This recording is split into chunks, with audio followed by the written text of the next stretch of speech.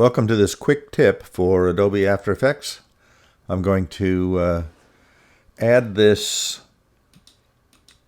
atmospheric lighting effect to this composition just using a shape layer. So this is just a mask path with some feathering and a blend mode on a shape layer. So let's get started, and I'll just run through the basics real quickly. Just delete this so we're starting fresh. First thing I'm going to do is select the rectangle tool right here. The letter Q is the keyboard shortcut, and I'm going to fill this with a radial gradient that is just a little bit higher than middle gray on one end and black on the other. And the fill is set to radial gradient. And so just double click that. This is going to be the light source. It was over here someplace. This is where the light is going to go.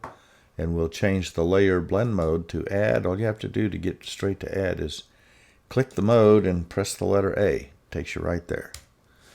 Okay. So there we go. Light source here.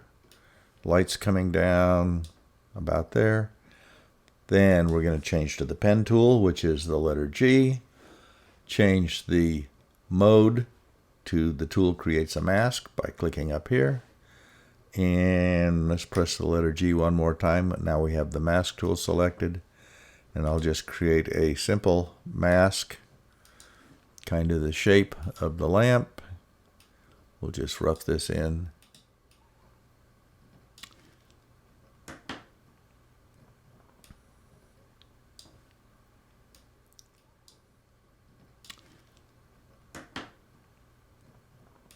Basic mask shape is doing pretty good. Now all we have to do is press the G key one more time to get the feather tool and add some feathering. I'm just going to pull down from the bottom. There's some pretty good feathering, and then I'm going to pin this feathered area right to each corner, just like that. That's basically all there is to it. Okay, that does it pretty well. Let's bring the opacity down, and there we go. There's our